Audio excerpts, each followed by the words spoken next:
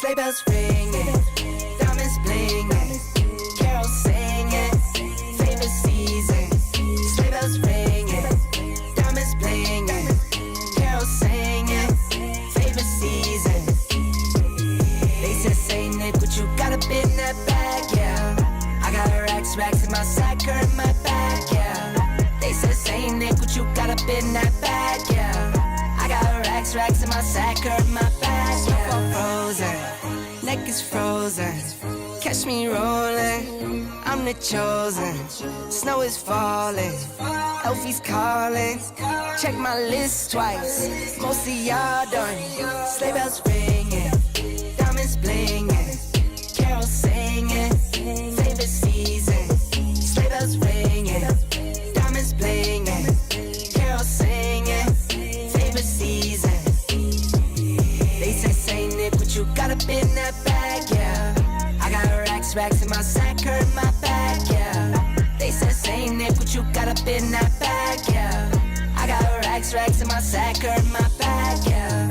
Dasher, Dancer, Prancer, and Vixen, Comet, Cupid, Donner, and Blitzen.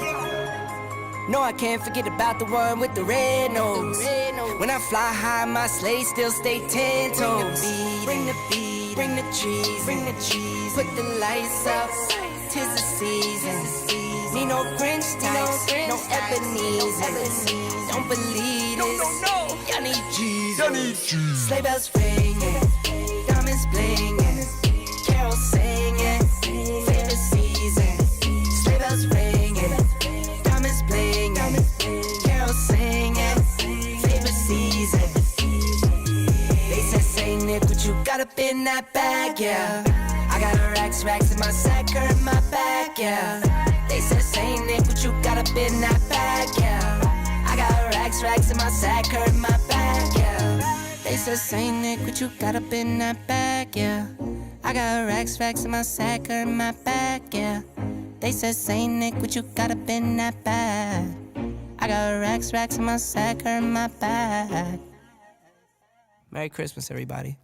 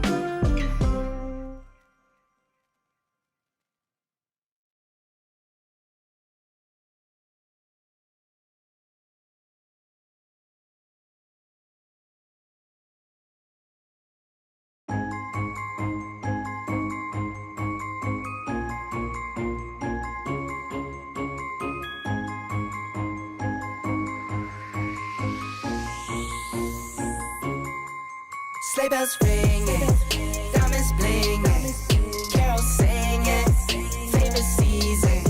Sleigh bells ringing, diamonds blinging, carols singing, favorite season. They said, say Nick, what you got up in that bag, yeah. I got racks in my sack, her in my bag, yeah. They said, say Nick, what you got up in that bag, yeah. I got racks in my sack, her in my bag, yeah. Frozen, neck is frozen, catch me rolling, I'm the chosen. Snow is falling, Elfie's calling, check my list twice, most of y'all done. Sleigh bells ringing, diamonds blinging, carols singing, favorite season. Sleigh bells ringing, diamonds blinging, carols singing, favorite season. They say Nick, what you got up in that bag, yeah. I got racks in my sack, her in my bag, yeah. They say Nick, what you got up in that bag, yeah. I got racks in my sack, her in my bag, yeah. Dasher, Dancer, Prancer, and Vixen, Comet, Cupid, Donner, and Blitzen. No, I can't forget about the one with the red nose. When I fly high, my sleigh still stay 10 toes. Bring the beat, bring the trees, put the lights up, 'tis the season. Need no Grinch types, no Ebenezer. Don't believe this, y'all need Jesus. Sleigh bells ringing, diamonds blinging, carols singing, favorite season.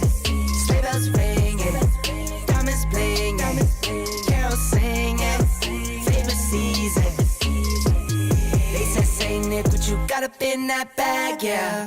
I got racks in my sack, her in my bag, yeah. They said, say Nick, what you got up in that bag, yeah. I got racks in my sack, her in my bag, yeah. They said, say Nick, what you got up in that bag, yeah. I got racks in my sack, her in my bag, yeah. They said, say Nick, what you got up in that bag.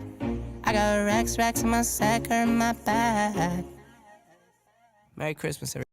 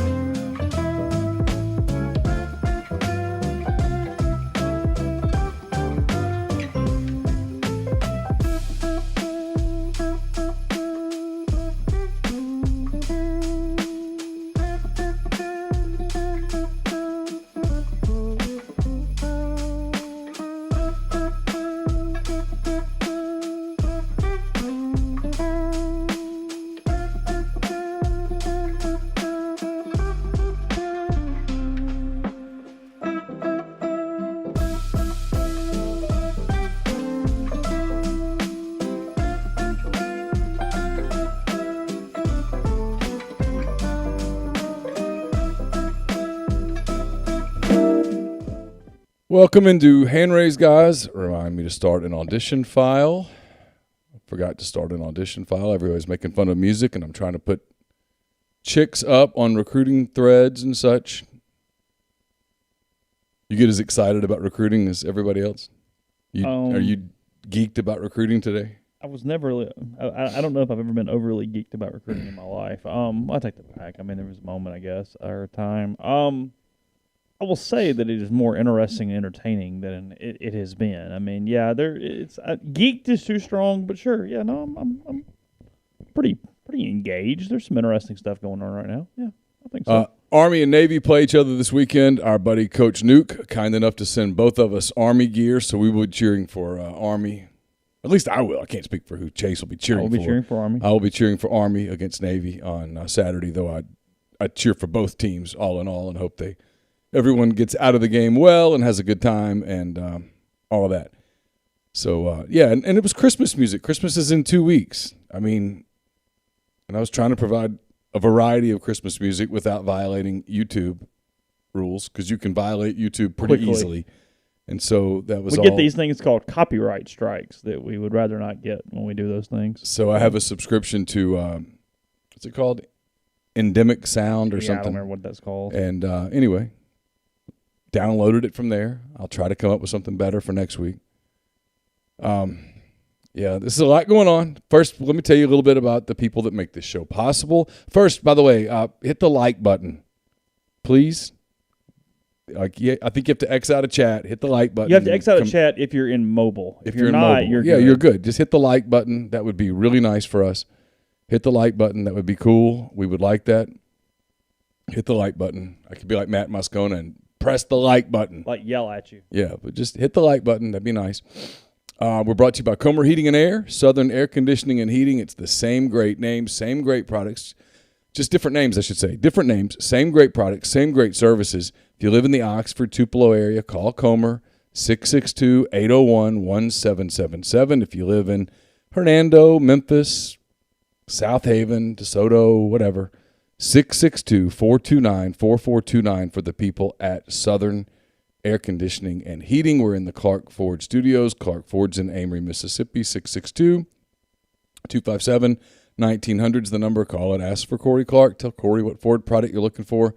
He'll send you a quote within 15 minutes in business hours, right to the bottom line. No hassle, no haggle. You get your quote, and the rest is up to you.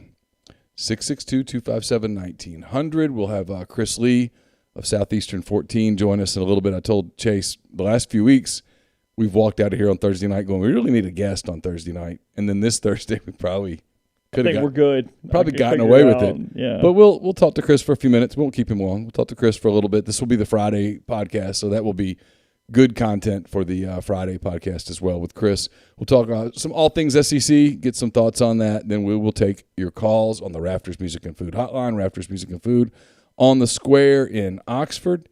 Great place to get a burger, a po' boy, appetizers, beer selection, full bar, the whole deal at Rafters Music and Food on the Square in Oxford and also in New Albany. And as I mentioned, this will be the Oxford Exxon podcast on Friday morning. So, Chase, what's up at the Oxford Exxon? Trying to give $10 away, and we can give $10 away as soon as you get to the pump. All you got to do is take a picture of the take the QR code right there on the pump. It will take you to the app. When you do that, you get 1,000 points. 1,000 points equals $10 right there at the tank. Any Blue Sky inside the state of Mississippi, including the Oxford Exxon. So when you come into town, take advantage of that. Do that. We would really, really appreciate it. Larry Joe with the super chat. He says Neal and Chase is Kiffin in Phoenix interviewing for every open coaching job. Just go to a central location and they all do them there at the same time. Like a buffet of jobs. It'll be like back in the day when I talk about when Neal, I think, covered it or whatever, when they had Tuberville and Bowden and all just in the same building over the course of the weekend. They don't do it that way anymore. It's a little different. I'd like to welcome the new head coach of the Ole Miss Rebels, Tommy Bowden. That was funny. I was there. Also, thanks to Kyle Wilson. He says, just finished with the morning podcast, Chick-fil-A Chicken Nugget Challenge. I mean, I would do a chicken nugget challenge as long as it didn't include like all the drinks and all that stuff. I don't know what the nugget challenge is. I would do that. We don't have to do a boneless wing challenge. We just said we'll do a nugget challenge. So that's what it is. Right. We same thing. If you were to say, let's do a boneless wing challenge, I'd say, well, that's the same as a nugget challenge. We'll do a nugget challenge. And if you want to call it a children's tender challenge, I'm in for that as well. Yeah. I mean, I knew that it had not gone well anywhere, but apropos, I guess, of nothing and Larry Joe's thing at the same time. I had a buddy text me a few minutes ago that UCLA hasn't had a coach not get fired when they left since 1995, and that was the guy that was there for like decades. Terry Donahue? Yeah. Mm-hmm. Prior to that. So Chip Kelly sounds like he's leaving UCLA for Oregon. Well, it says it says Oregon intends to hire Chip Kelly. Does that mean Chip Kelly intends to be the coach in Oregon? I would assume so. There's a couple of interesting things here. Let me see if I can find it. I've been texting and talking with multiple people today because this, frankly, forgive me for a minute, this shit never seems to end. The coaching search stuff? Yeah, We're right in the middle of the carousel right now. And the carousel is a little different than the carousel was 20 minutes ago. Could you eat 5 Chick-fil-A sandwiches in 20 minutes? Yeah, probably. Yeah, probably. Yeah. I feel good about that. So the buyout for Chip Kelly at UCLA is $9 million through January the 15th. Would you like to know what it drops to on January the 15th? I think it might be a number that's very important to this conversation. It drops to 0. It drops to 0. And they're willing to pay $9 million to get him right now? Because $9 million's enough to wait, isn't it? I mean, it is for me. I mean, yeah. It's not your money, but I mean, if you told me, hey, Neal, if you'll just wait till January the 15th, there's $9 million in it for you. But no, I mean, even equivalent. I would be like, yeah, cool.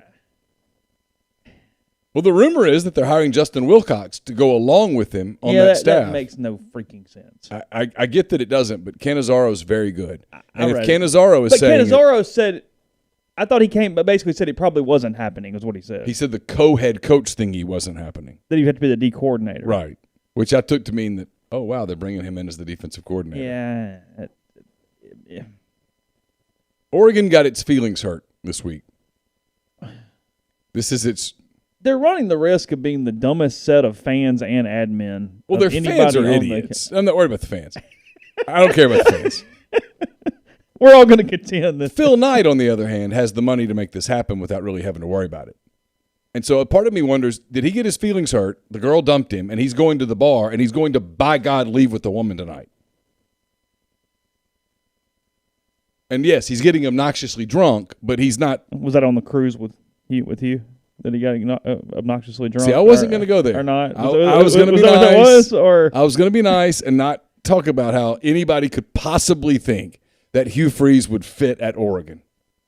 I mean, give me one way that fits. I'm waiting. We got time. They have the personnel in place to run his offense. It makes.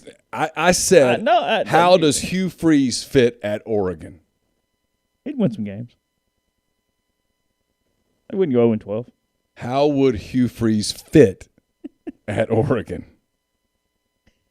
I mean, it's idiotic. It is. It's insane. Makes no sense. On no level do you look at that and go, oh, yeah, I kind of get it. That anyone would give that credence is beyond me.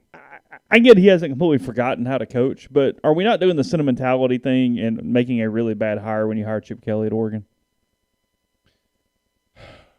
I think that's fair. I still contend that Chip Kelly, he's done better than Rich Rod, but they're still in the very similar vein of what used to be innovative is no longer innovative, and they have not continued to innovate at the same pace. I mean, UCLA's fine. They don't suck. They hammered LSU, but we didn't realize how bad LSU was going to suck at that point of the season. This is Cal coach Justin Wilcox has now interviewed for the Oregon Ducks football job. Wilcox interviewed today. Okay. If Chip Kelly returns to Oregon, it would not be an unprecedented Pac-12 sequel. Bill Walsh returned to Stanford, 110-win season after his return, but fizzled out. John Robinson returned to USC. Mike Riley returned to Oregon State. Okay. It's becoming evident that Oregon is conducting the search with some etiquette, formally asking permission to talk with candidates versus back-channeling. AD Rob Mullins made a point on Monday of mentioning that Miami circumvented Oregon to talk to Mario Cristobal. So, yeah, they're hurt. Look. Canzano 4 hours ago says, I'm told this search still has moves to make in the next 24 to 72 hours, but this may signal a shift. back to what Oregon is comfortable with and knows. Which is what, Wilcox or Chip? I would think Chip. I'm confused. I would think Chip. So the question for here, number one, I'm going to reiterate this because I had it more strongly sourced than I reported it or said it. Because the other day, Lane Kiffin was never interested in the Oregon job. For the Oregon people that are in the thread. Are they have Oregon people in there? I hope so. Do we have Oregon people in the thread? Well, I mean, I hope that they're silently in there. Okay. He was never interested in that job. They're tracking planes today. Lane Kiffin was interested in Miami. He was not interested in Oregon. Okay. Was Oregon interested in Lane Kiffin? I don't know. I'm not sourced at Oregon. I don't know. But he was not interested in Oregon per sources very close to him. Okay. The same people who said yes, he was absolutely intrigued by Miami. Sure. Okay. So turns out that I think that was accurate. I think feel comfortable saying that he was at least intrigued by the Miami opening. Okay. So the question now becomes, if Chip Kelly leaves, do we have to do this thing with UCLA? With Kiffin? Well, define this thing. Where you have to determine whether he was intrigued/interested. I mean, on one hand, it obviously makes some sense because it's family. His family's there. His kids are there. I think anyone can relate to that. My question about UCLA is there anything at all that we've seen from UCLA that would indicate that UCLA is even remotely interested in investing in football the way that, frankly, at this point, Ole Miss has?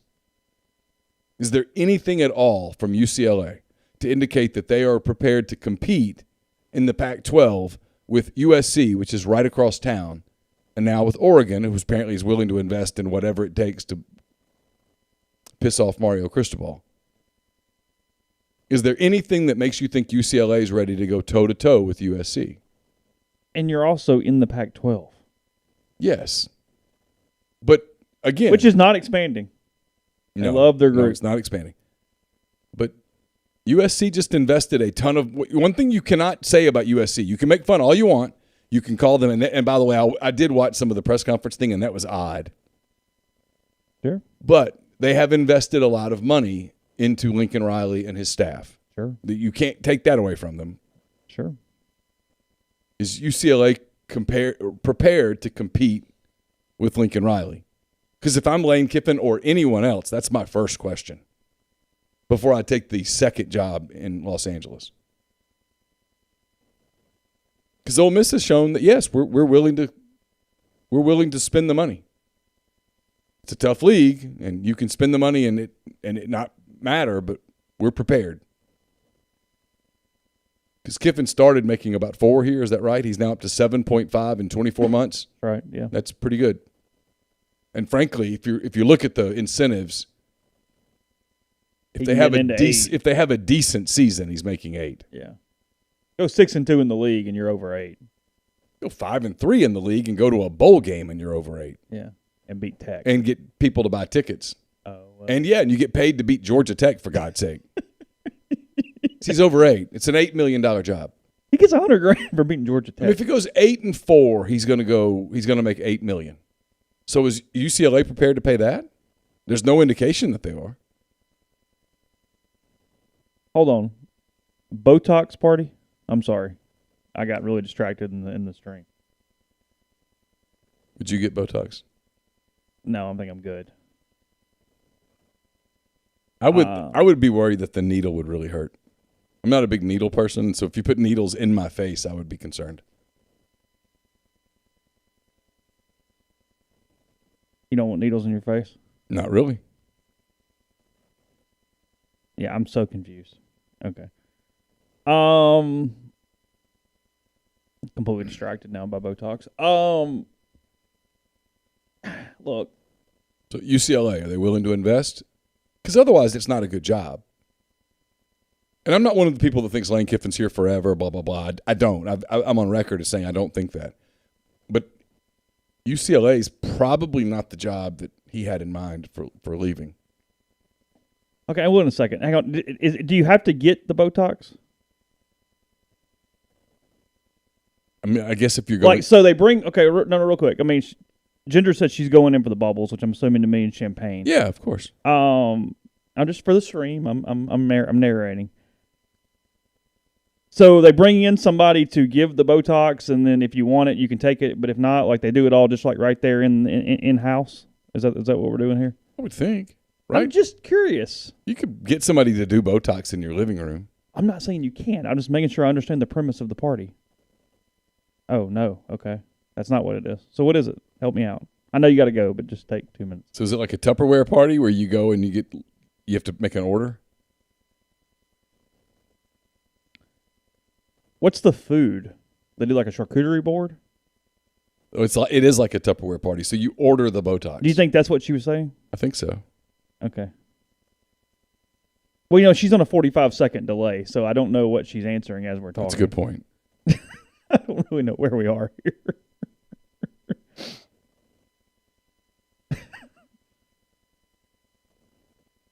I am curious what the food is, though. Champagne and what? What do you think? Some cheeses?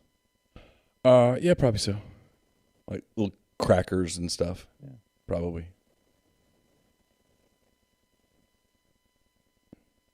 Yeah. Anyway. Okay. Yeah, I'm sorry. Moving on. Look, the rigmarole is going to happen. We all know that. The media is going to do the whole Lane UCLA thing. California, California, for blah, sure. blah, No, blah, no blah, doubt. blah, blah. Absolutely.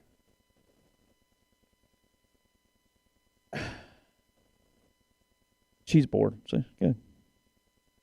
Johnston Hill Creamery, johnstonhillcreamery.com.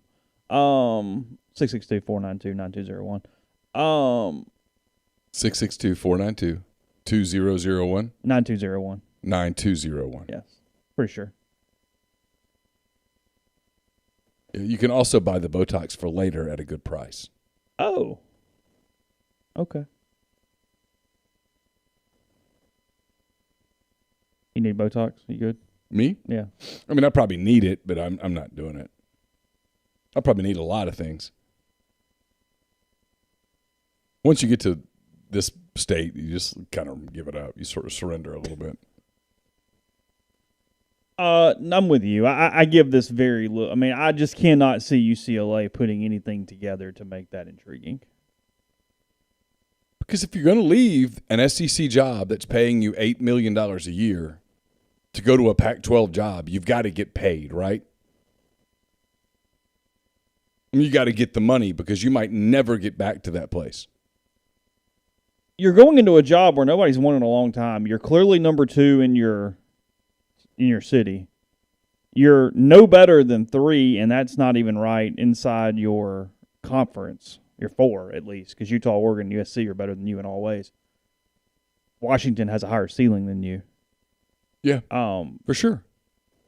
And like you said, you're also, hey, again, I don't think Lane is going. I don't really think Lane would even consider going. My point, though, is if you were even trying to put that hypothetical together, I agreed to a contract situation 2 weeks ago, and then one of the still hooks on me, whether right or wrong, is my building a program and staying somewhere, and I'm going to jump to UCLA. No, I mean it makes no freaking sense. If you're going to jump to UCLA, it's because you believe that you're going to be there for the next 6, 7, 8 years, and you're going to build a program, and that they're going to invest in it. That's the only way that makes sense. Like Lincoln Riley's decision, you can criticize it all you want, but USC has clearly shown they're going to invest.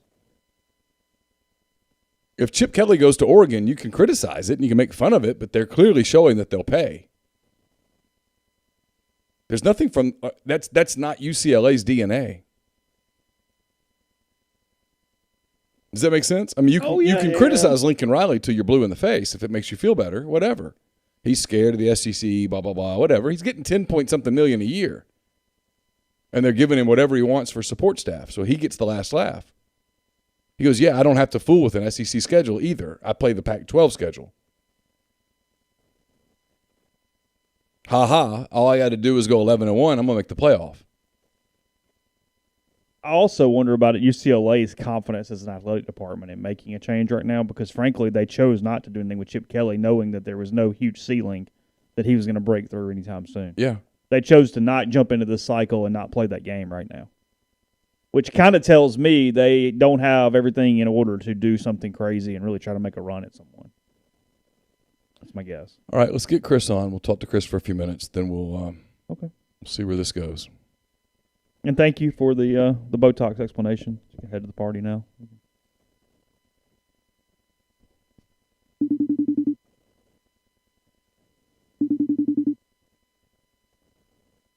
Lane could be at a Botox party in Phoenix. I bet they have them.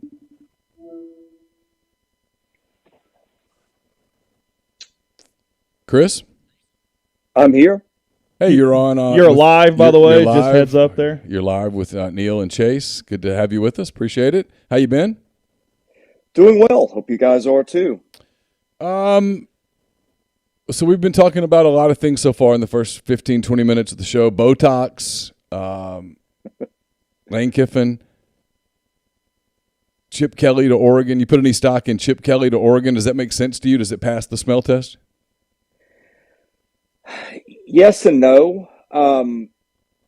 He doesn't run the same type of offense, I guess, at UCLA that he did at Oregon. I don't know how many bridges are burned there. There's some talk that that's agent talk. But, I mean, man, that makes perfect sense. Why would you not do it, right? Yeah, I think so. I mean, I guess. I mean, if you're Chip, you just have a higher ceiling. You go, hell, sure. That's probably my last gig. Let's go do it.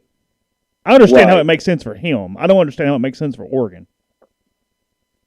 Yeah, I mean, Oregon's going to have – there's a lot of people lined up for that job. I did find it interesting, and I get that there's ties there, but, I mean, is Miami a better job than Oregon right now? That part was, I think, as interesting as anything to me was seeing that happen. And, again, I understand why, but I don't know. That's a little fascinating to me. Yeah, I did more work on Miami over the course of the fall than I care to admit. I just think Mario Cristobal wanted to get out of Eugene. I think he wanted to get back to Miami. His mother's there. His family's close by. I think his wife desperately wanted out of Eugene. And I just think that was ultimately just the decision that he made. And Miami said, hey, we'll commit all this newfound money that we have from cryptocurrency and from post-COVID and all of that, and we'll throw the money into the program. We'll give you what you want if you'll just come take the job. And so ultimately, he did because I think he just wanted out of Oregon. But by any measurable way, Oregon's a better job than Miami, I would certainly think. Yeah, and it's been interesting where that job's been too, because wasn't the word just a few weeks ago that the president doesn't care for sports, the facilities were garbage, and now they pull Oregon's coach and pull Clemson's AD. I mean, it's really wild how much perception of that just flipped in a couple of weeks. So you can relate to where we're about to go because we've been doing this now for 2 years since Lane Kiffin's been here. Let's see all the jobs that Lane Kiffin has been linked to. All of them. Auburn, Tennessee, LSU, Florida, Miami, and now UCLA. So UCLA will come open and we will do – And Oregon. And Oregon, yeah. Sort of. So kind of. So we're going to do the UCLA thing. Does Lane Kiffin to UCLA make any sense to you, where you would be like, oh, I need to dig into this? I mean, look, it makes sense for all the reasons you and I could name: recruiting base, easier conference title to win, all those things. The whole strike while the iron is hot. And I promise I'm not pandering to your audience here, but I think Ole Miss is a good job. I think Ole Miss and Kentucky, in some ways, are similar, that you're seeing coaches there put up 10-win seasons without the pressure that comes at Alabama or Auburn. And I know that there's a higher ceiling other places, but I don't know, is UCLA a demonstrably better job than Ole Miss right now? I don't think it's even in the same ballpark as Ole Miss right now. Ole Miss is essentially, it's what we were just talking about. If you look at, and whenever I look at a coach's contract, I look at the bonus structure and go, okay, which of these bonuses are easily attainable? And he's going to beat Georgia Tech. That's $150,000. So 7.5 turns into 7.65. He's probably going to get some sort of a season ticket bonus. I don't know what the numbers are. Call it somewhere between $150,000 and $200,000. All right, so let's call it $150,000. Yeah. So now we're at 7.8. If he bowl wins, game's 100 or 150 or two. Yeah, if he goes to the Music City Bowl, it's $100,000. Now we're at 7.9. I mean, it's an $8 million a year job. That's not counting like APR and stuff. And that's not counting if he does something big, like goes 6-2 or 7-1 in the league. 6-2 gives him another $150,000. But if he goes 5-3 in the league, it's another $150,000. It is.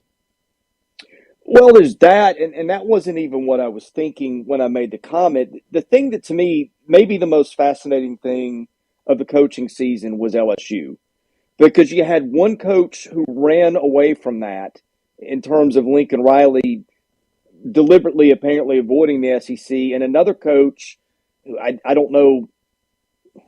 I don't know that fit matters in some cases, but in a place like LSU. But I mean, you had another coach who presented with the same opportunity, ran to it. Um, I guess beauty's in the eye of the beholder in that sense. But yeah, I mean, it's like I said, I think that's a good job, and it's not just what Lane Kiffin has done. But it's, you look back 2 coaches ago, and Hugh Freeze won big. They got to a Cotton Bowl and did some things. I think that. I know that Ole Miss went through some hard times a couple years ago, Hugh Freeze and maybe Hugh Freeze went to a Sugar Bowl and got a top 10 finish. Yeah, I mean he did. Yeah, I mean that too, and that's my point, Neal. I mean, they have won. They brought some pretty good hardware. I don't know that you're ever going to go, to the playoff or win a national title unless everything lines up. But the ceiling at that job right now is pretty nice. I mean, it's one I think most teams would trade their past 7 or 8 years for Ole Misses. So yeah, I think that everything you guys say makes sense. How much did Alabama beating Georgia in the SEC title game change the way you look at the playoffs? I don't think this is a great year college football in terms of just elite teams. And this is what I mean. I thought that, and I didn't think it would be this way, right? With all the extra eligibility and stuff. But I look at Alabama and I see a team that I look at basically every position on the field except for quarterback. You could argue linebacker too, because Will Anderson has been so good. But you don't look at this Alabama team and see the guys end to end on the defensive line. You certainly don't see it on the offensive line. Running back Brian Robinson's good, but he's not Derrick Henry or Mark Ingram or Sean Alexander, and they don't have little depth behind him. Here's my point, okay? Alabama was a team that everybody thought Georgia would beat and knock Alabama out of the playoffs. And we look up and you've got a flawed Alabama team in the sense of Alabama football that is now the number 1 seed in the playoff. And, oh, by the way, did it missing a key receiver in each of its last 2 games. And Alabama's basically been in the playoffs since that A&M loss, because one slip up anywhere and not in. I guess my point is Alabama can wind up the number 1 seed with the season that's so off in terms of, I think, its talent compared to what it's had. And after beating the team that everybody thought couldn't get beaten, it really has changed the way I've thought about the top tier teams this year. And I don't know. I think it could be really interesting.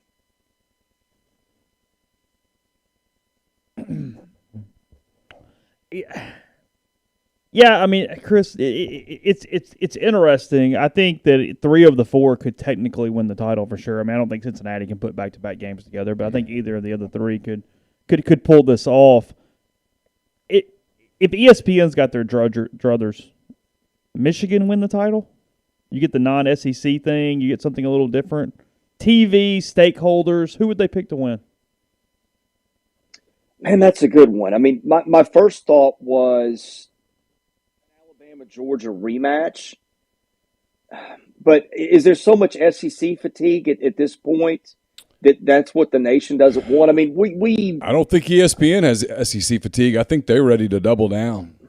Yeah. Well, I mean, and of course, Michigan, you've got, a massive audience up there. I don't know. My gut is it's Alabama-Michigan, and I think you're right. To me, the rematch has a lot of appeal because I don't think any of us expected Alabama to win that game. And now it's like, okay, now that the teams have seen each other and squared off, how does this go the second time around? Plus, I think anytime Nick Saban is coaching a game, that's got intrigue in and of itself. And you add in the layer that it's that whole his former assistants can't beat him thing too.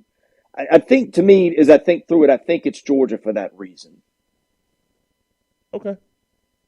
I'll buy it. Any other league games around and from a bowl standpoint that are actually of any interest? I think all of them are interesting to a degree. I think the Florida UCF thing is intriguing just because of the rivalry. Although God help me if I know who's going to show up, because we've seen so many different outcomes from that team. I think Tennessee Purdue is interesting because it's evenly matched. Yeah, that's a good game. Yeah, I mean, you've got That could be fun. Yeah, Tennessee Purdue could be a good offense. game. I'll give you guys one that I think is interesting because of a decision LSU has to make.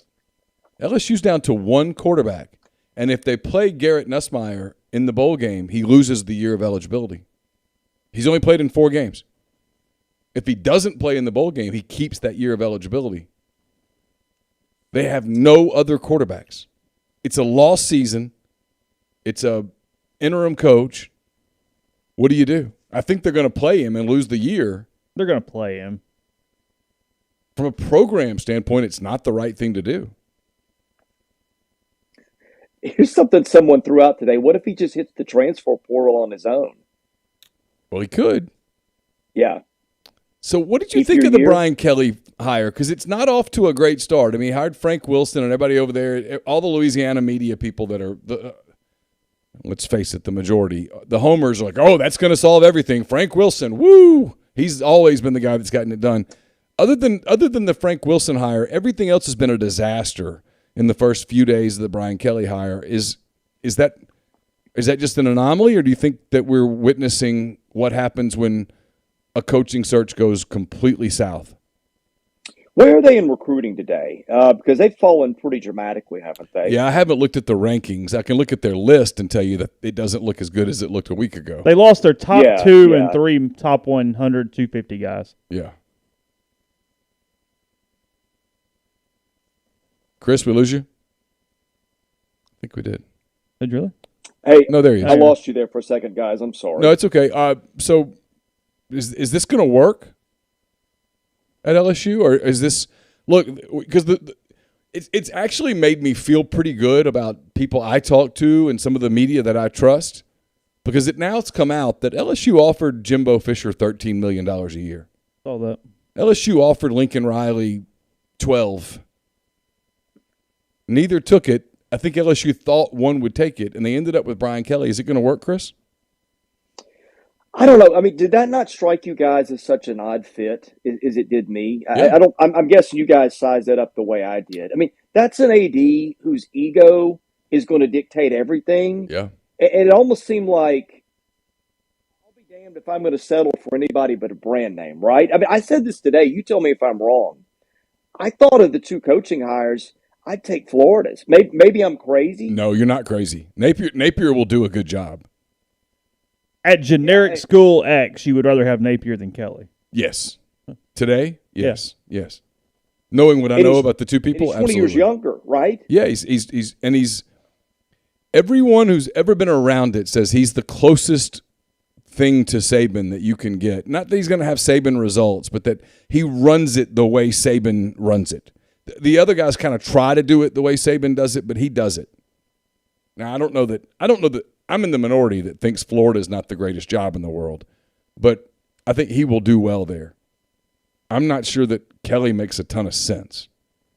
Now, he is family, but I don't know. I'm not even the guy that makes a big deal out of the whole Southern accent thing. I mean, that was like whatever, but It was weird. it was weird. But he hasn't gotten off to a great start. No, and he's 61. But here's the flip side of that coin, guys. There's not a lot of coaches on the market, or even not on the market, that have won as much as he has. And the last 3 coaches who've been at LSU have all won titles. You could argue 2 of them aren't very good. That's what makes that job so hard for me to size up. Because I'm with you. I'm like, in a way, it just doesn't seem to be a fit. But in a way, it almost hasn't mattered either. Real quick interjection here. I know everyone's hanging on this. It's halftime in Grenada. Oxford leads 5-0. So Oh, congratulations. yeah, so everybody can exhale for a minute before we get back into following the second half closely. You covered Cam Johnson at Vanderbilt. I talked to him yesterday. Really nice kid. What do you sort of see from him as in terms of his impact if he were to end up transferring to Ole Miss? When you cover Vanderbilt, there are not a lot of kids who hit the field as a true freshman and look like they belong right away. He was one of them. He works hard. He almost never dropped the ball in practice games that I saw. His doesn't have a huge upside. I mean, he's not going to put up 1,200 yards next year, but I think he could catch 50, 60, maybe 70 balls, if he were to land at Ole Miss. Great kid. I think I told you the story in the text of him yesterday. He came to Vanderbilt with Gavin Schoenwald and Darius Garland. The three are best friends. Garland, of course, in the NBA right now. He's already earned his degree. Just one of the favorite kids I've ever covered. He's as steady as it comes. He's a leader. He's a smart player. I think if he winds up at Ole Miss, he can help them. I think I could see him being in the slot and being really productive in that offense. I thought he was underused at Vanderbilt last year. They just didn't use the middle of the field. He got ignored in the offense. I thought that was stupid. I thought coming in this year, I thought he would lead the team in catches, and he should have led the team in catches. I just didn't think, for whatever reason, he was a good fit with what they're doing. But you throw him in a high volume pass offense that'll use the middle of the field, and a quarterback will throw to the slot guy. I think he could put up some pretty nice numbers. Yeah, and Lane loves the slot. I mean, Matt feasted on the slot. I mean, I don't have it in front of me, but like I wrote a story on a couple weeks ago. I mean, a huge percentage of their passes were between the hash marks. Yeah, I mean, it's perfect for him. Coaches like predictability. They like a guy that you can roll out there. You know he's not going to miss an assignment. You know when the ball's thrown his way, he's going to catch it. I just think that I think he's a really fairly high floor guy. I don't know if the ceiling's a lot higher, but I think Ole Miss would be a really good landing spot for him. We haven't touched SEC basketball really at all, and we still have time. Not going to spend much time with it here. Just an overview. I know you cover the league as a whole with Southeastern14.com. What is your early impressions of the league so far? It's really good. Man, you've got probably 7, 8, maybe 9 NCAA tournament teams. The Mississippi teams are the ones I want to see what they do. Of course, Ole Miss had a good weekend last weekend beating Memphis. Alabama, to me, going up and beating Gonzaga in in Seattle was big. Their three guards, I think, combined for 65 points. They hadn't been maybe as good early on as they're capable of. That was a sign to me that they're, I don't know if breaking out's the right term, when two of those guys have got a pretty good history, but certainly a step in a better direction. LSU, to me, is really fascinating. I don't know that they've played a killer schedule yet, but to be unbeaten and to really be playing defense, which they just didn't do at all last year with the overhauled roster, is fascinating.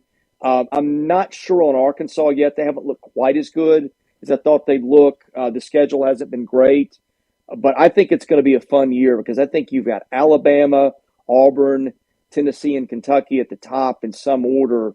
I think you've got a really top-heavy league. You've also got a league that's really good in the middle. And frankly, even Georgia, which I thought would be awful, beat Memphis the other night. I don't know where that came from. I just think you've got a lot of ingredients there between several teams that I could see in the Final Four, a bunch of teams that I could see in the tournament, and even some teams at the bottom end of the league. I mean, Vanderbilt was picked 13th by some people and had the preseason player of the year in Scottie Pippen Jr. To me, that just makes for a really interesting league. Georgia had an injury, right? One of the Ingram tore his ACL? I think so. Yeah, that's a blow for them because he's been. They actually I watched them against Memphis because I knew Ole Miss was going to play Memphis after that, and Georgia had a pretty athletic team that night, but they didn't have much margin for error, and that's going to hurt them.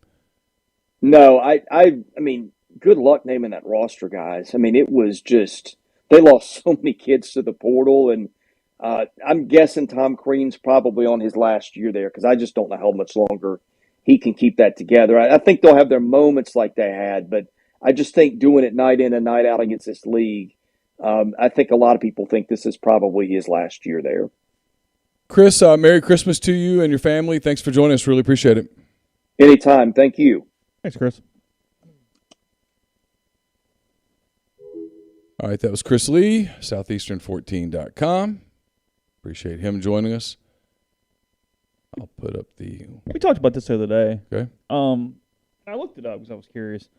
I'm very frustrated. I've become actually frustrated over this Hutchinson over Will Anderson Heisman thing, to the point that it's actually bothered me the Really? last 48 hours. All right. All right, numbers for you, okay? Okay. Because we talked about this. We just said, hey, Heisman's the stats league.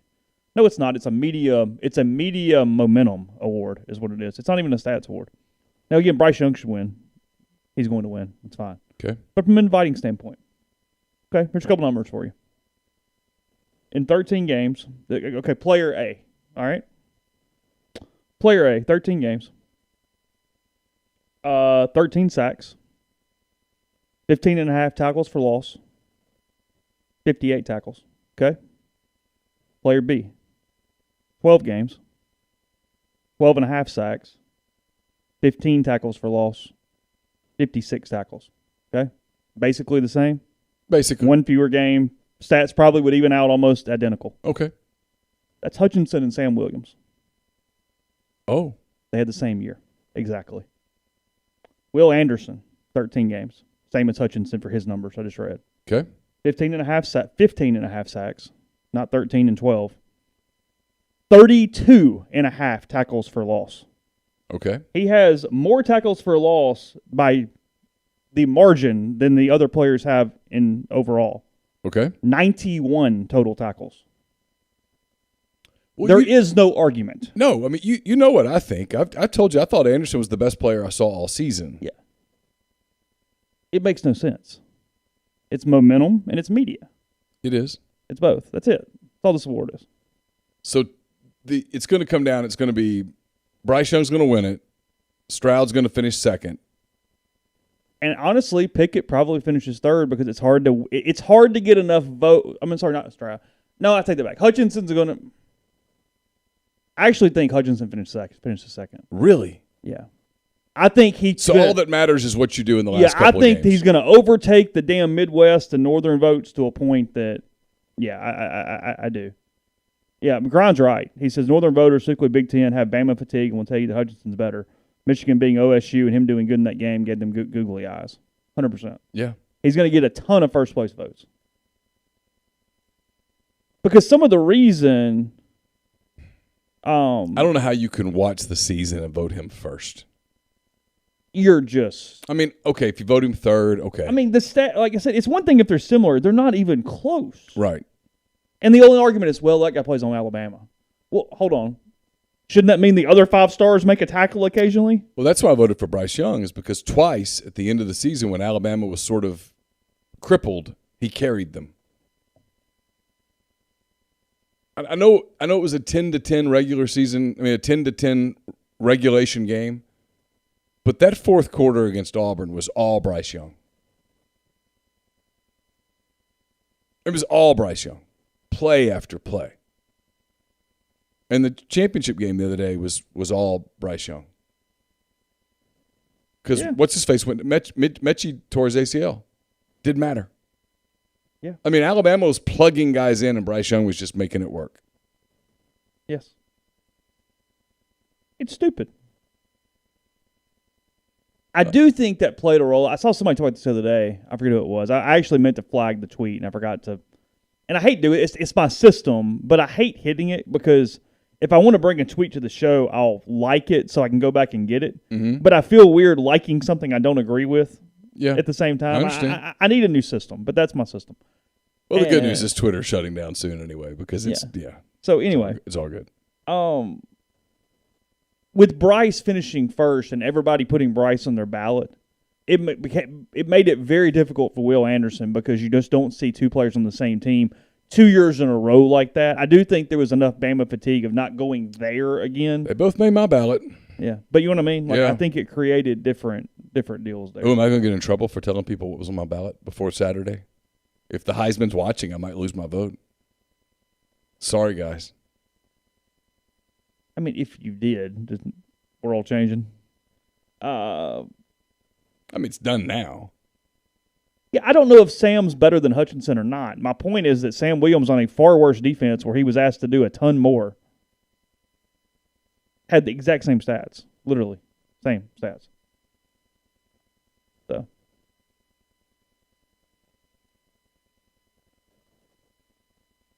What? I was just commenting. Someone said we had 69 likes a minute ago, and I said that's nice. Yes. That's all. So anyway, do what you want now. I just Okay. just a little. All right, you feel better? Yeah, I just had a bone to All right, pick. I'm glad you feel better. Not justifiable. It's stupid. All right, there's the number. If you want to call, take your questions. You guys want to talk whatever, recruiting, whatever the case may be. I don't know. Was there a flight from Oxford to Phoenix? Has that been established? I'm sure there was a flight from Oxford to Phoenix. Now, does that mean that anybody of any significance whatsoever was on it? No, I don't. Do we know Lane was on the flight? He was in Oxford before that because he put a picture of the airport. I saw that because I started to make a sarcastic tweet like, "So who's he recruiting in Oxford?" Him taking pictures of all the airports, it just cracks me up. I don't know why. It's something funny. From his location because Yes. it was a historical landmarker yesterday. Yeah. When he was in the Chattahoochee Valley. Lane doesn't strike me as a guy who appreciates history a lot. Like, do you think Lane watches like documentaries on history and such? I'm going to guess not, but maybe. You don't know, man. I don't know. I'm kind of curious.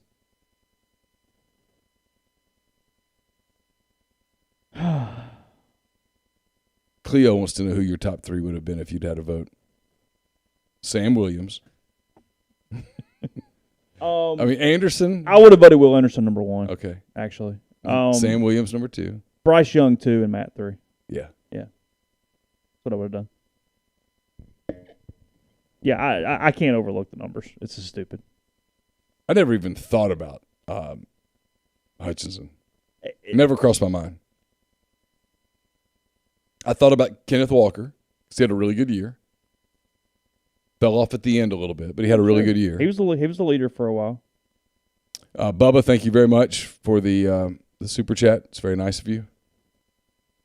All right, Tyler Fitch says, you guys watch a lot of football. All things equal, who would you want on your team, Rattler or Gabriel? You want to go first? Or you want me to? Because I know my answer. Go first. I'm struggling. I would want Spencer Rattler, and here's why. I'm struggling with this one. I've watched Spencer Rattler be dominant. I've watched him have a dominant season. He played behind a new offensive line this year, and it didn't go well, and he was a shitty teammate. And his team kind of turned on him, and Caleb Williams came in and was terrific, and they rallied around him, and that was that.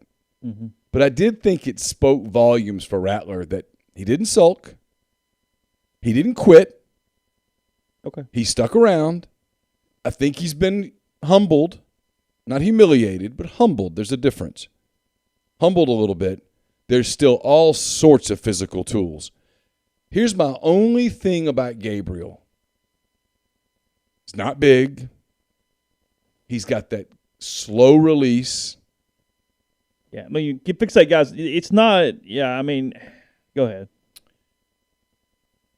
And he wasn't the perfect teammate either. And so I want the guy who... Give me the ceiling and we'll try to figure it out. I want the ceiling. Because you got a season next year where Ole Miss cannot be all that great to start the season and it not matter. Mm-hmm. You got some time. But if you can get a quarterback to get comfortable and get an offense to get into flow. For that second half. They don't play anybody till week 6. Yeah. And then you get Kentucky and you get Auburn and then you get into the meat. Yeah. I mean, boy, it gets big. Got some stuff going on. You got Alabama and A&M and Arkansas and LSU and Mississippi State. I mean, it gets real at the end because some tough road trips and the whole deal. I mean, you got to go to College Station.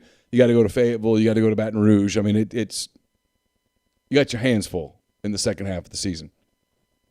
But I think Rattler's the guy that has the – there was a reason people were talking about Rattler before the year as a prospective first-round pick. I've never heard anybody say that about Gabriel. No, of course not. And when you're taking either one of them, your assumption is I can fix the other stuff. The mental, the teammate crap, whatever. Well, yeah. You're going to get another chance. And so either one of the guys, I think, I don't put any stock into that. I think if showed up, if you got one of them, I think either one would show up and go, okay, I got to be a better teammate. So I throw that part out. It's the money year. Sam Williams. Yeah, that kind of yeah. thing. I mean, I've got to get it straight. Well, and Matt Corral had to become a better teammate. Yeah. He became one hell of a teammate. Mm-hmm. I just think that part works out. Like if you're Spencer Rattler, you know you made a mistake. You might not want to talk about it like that, but you know you made a mistake. He gained Matt quickly gained everybody's confidence, leadership stuff. I mean, his turn was fast. Yeah, it was once he real actually- fast. Hey, who do we have? It's Casey from Natchez. What's up, fellas? What's up, Casey? How are you? Man, I'm having a good night. Thank y'all for doing these. These are fun.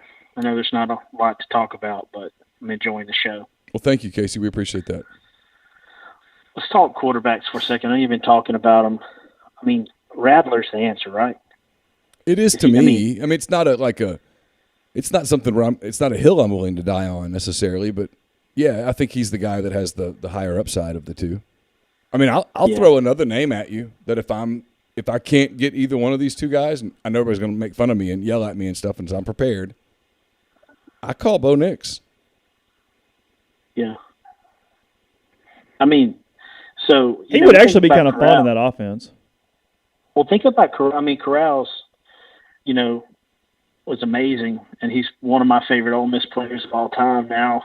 But, I mean, he wasn't exactly super sharp early on, and he didn't have the help that he needed coach-wise. But, I mean, he really matured into just an unbelievable quarterback. Like, I don't know, maybe I never thought he would be as good as he is, I guess. But, I mean, I'm a nobody. So Talking about Matt? Yes. Yeah, I did. It's one of the few that Jeffrey Wright will tell you this. I never get these right, but I got these right.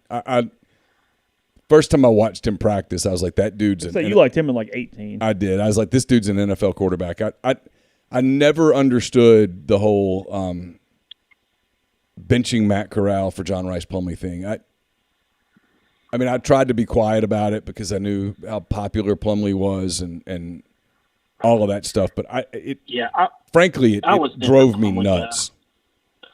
Well, I knew he was a better quarterback, but I guess I never saw him being as awesome as he is. And so, I think we're going to realize soon enough how good we had it. And speaking of quarterbacks, Bryce Young, I mean, I don't know if it's just because Ole Miss people don't like him because it's Bama. I mean, I don't technically like him either, but he was unbelievable in that.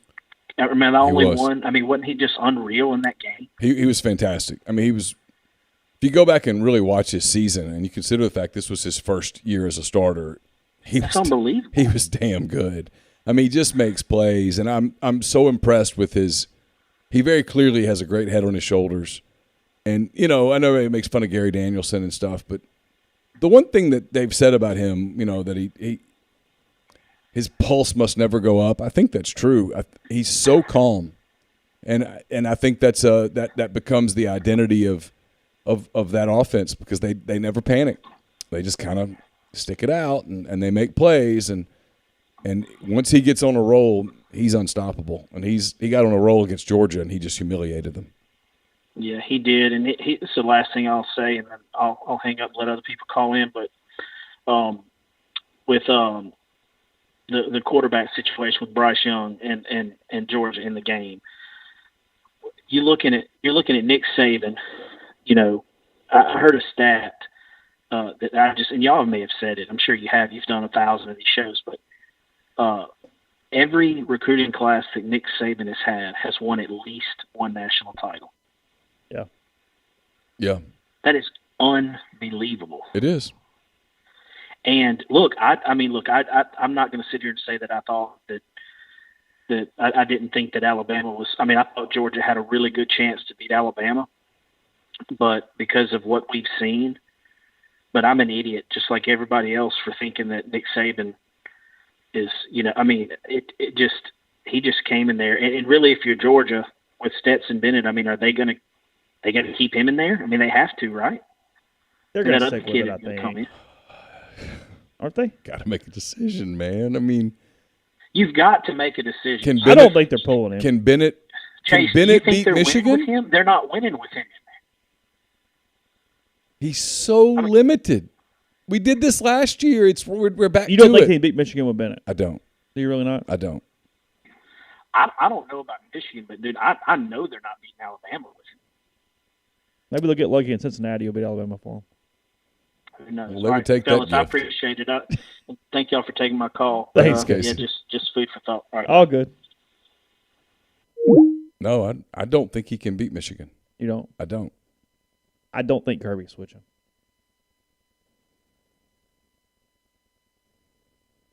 Well, it makes a certain recruiting pitch kind of easier. When you say, hey, we're a quarterback away. True story there. I mean, you ain't wrong. You throw Bryce Young on Georgia, and this thing's over. It would be over. Oh, I mean, if I'm an Ole Miss fan, I'm cheering for Georgia to win the national title. Ole Miss hopes these guys are on the field with them. You might have a call. We'll take it in a second. Go ahead. Did you see Jerry Hamilton's tweet the other day with the Mississippi defensive line they rolled out there? I did. Clayton at 6'6", 280. Otis at 6'8", 360-ish. Maybe over that. And then Xavion Harris at whatever he was. It was like 6'8", 350. I tell you That's a lot of meat there up front for Mississippi. Clayton looked like an offensive tackle to me. Oh. I stood 2 feet from him. Think that might turn into something? I don't know. Just the thought went through my mind. Is he a rush end or is he a kind tackle? of looked like he could grow into that. I don't know specifically with great who feet. Marquise Watson was intimating with his flip miss. There's a couple different options, but I don't know exactly who. Who are the options? Jaheim Otis is one. And I'm not 100. I don't think this is it. Okay. But we could be playing some semantics on Cam East. Oh, yeah. Even though he's technically decommitted right now. I think that's possible. And there's a couple others that, maybe. That are committed elsewhere? Yeah. Yeah, I heard a couple things today, maybe. Oh, yeah? Yeah. Okay. Maybe. Check RoboGrabber's.com in the morning. Are you putting it up in the morning? Maybe. Yeah. Okay. All right. Contemplating. Okay. Did Seton Hall or Texas win?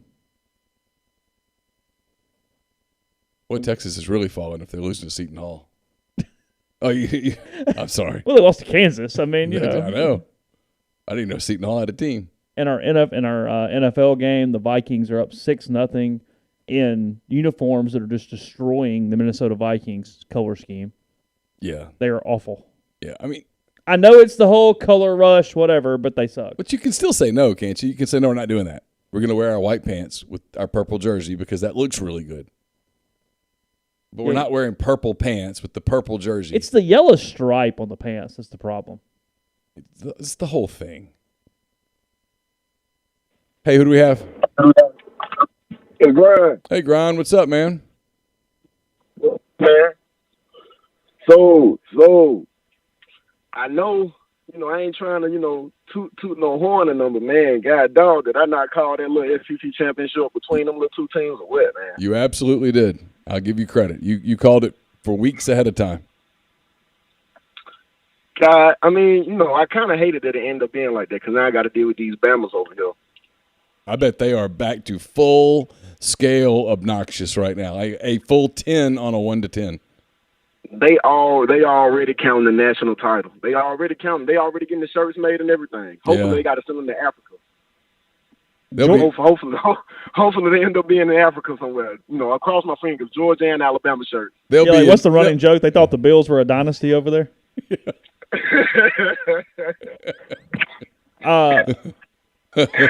There's somebody in Nigeria saying the Jim Buffalo, Kelly, he's a son of a bitch. Buffalo Bills. They had this run. Georgia or Michigan, Grind? What do you got?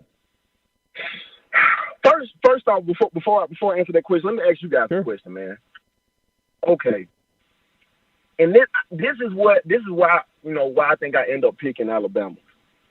If you guys both had to start a college football team this year, not a program, just a team. Okay. And you both get, Alabama coaches and players come to the center. Georgia coaches and players come to the center. Mm-hmm. You know, and that's what you guys each get to pick from. I'm gonna say that, you know, I'm gonna give Chase, I'm gonna give you first pick. Okay. I'm gonna say more than likely you're picking Nick Saban, right? Oh, I get coaches or players. Yeah, coaches, Yeah, players, or players. everything. Just You one team? You can pick. But I'm just doing not a program. I'm doing one team. Yeah, one team for this year. No, out of my options, I want Bryce Young first. Really? Okay. Yeah. I want the quarterback. I'll go from there.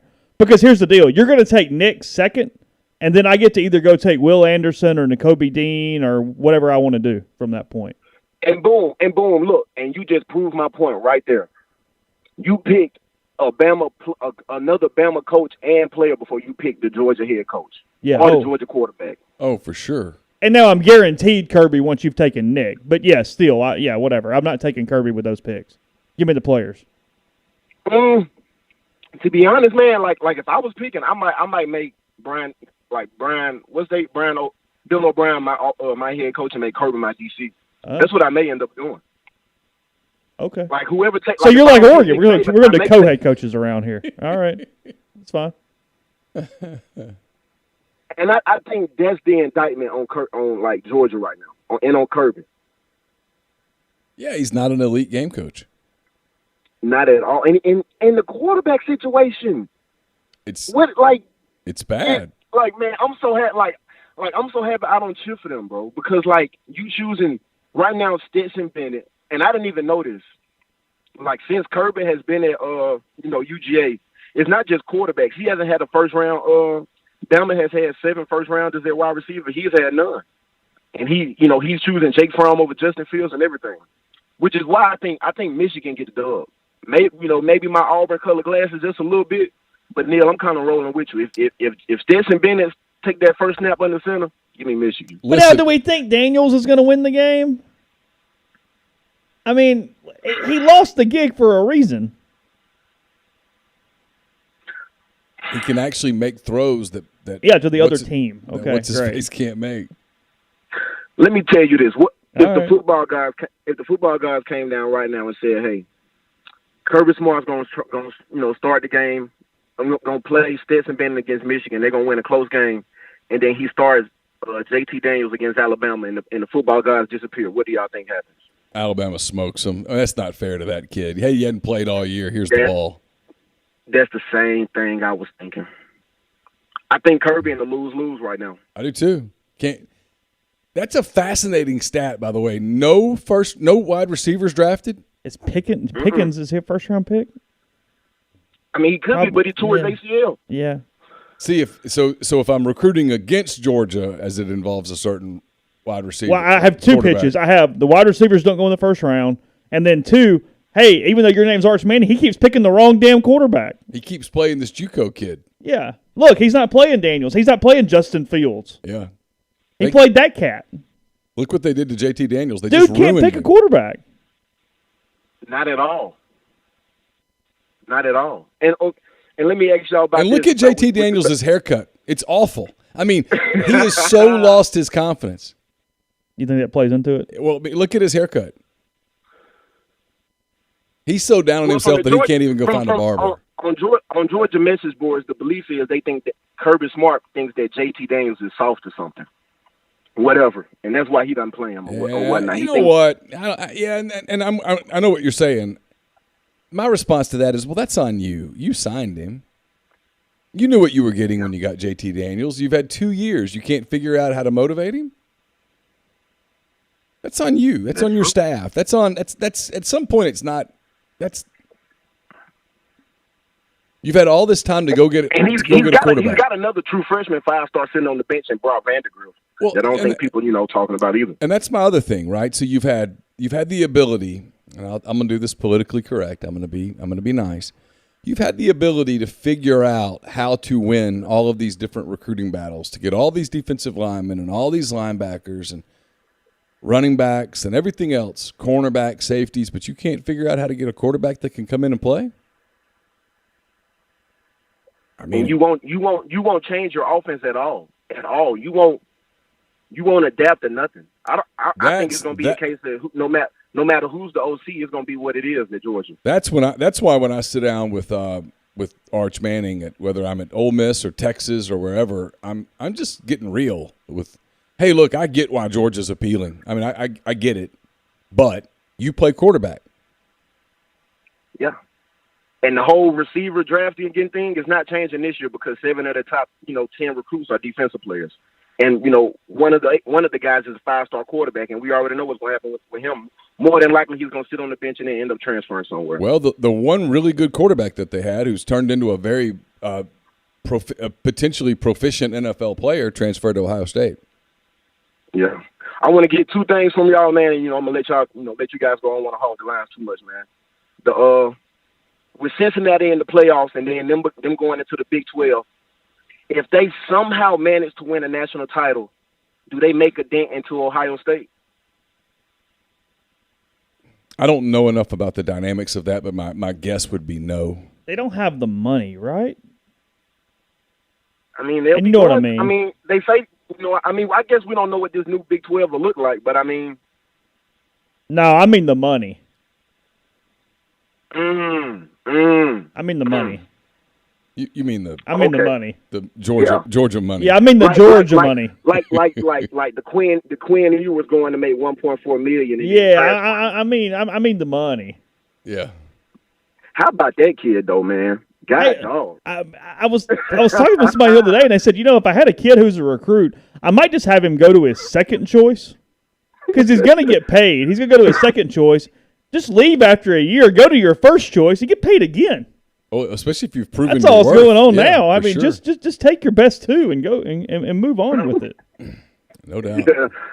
And before I let y'all go, man, shout out to Mike Gundy, man. That guy, he's good for once every 10 years because in 2011, he had Oklahoma State 1 win away from playing for the national championship, and god dang, in 2021, he is again 1 game away. I personally think if Oklahoma State would have won, they would have been in the playoffs over Cincinnati. That's my opinion. I don't think they leave out a one loss Power 5 conference champion.